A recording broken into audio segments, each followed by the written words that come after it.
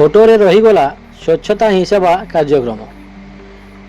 गत सेप्टेम्बर मास 17 तारिख रु अक्टोबर मास 2 तारिख पर्यंत स्वच्छता ही सेवा कार्यक्रम सारा देश में अनुष्ठित हो जाता।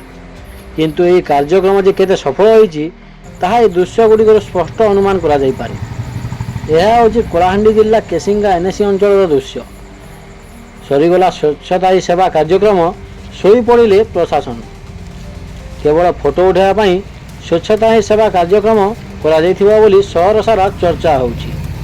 स्वच्छता पाई एनएसी पक्षर मासक लक्ष लक्ष टंका खर्च करा टंका जे पानी रे पड़ी ता एथिरु स्पष्ट अनुमान करा जाई पारे।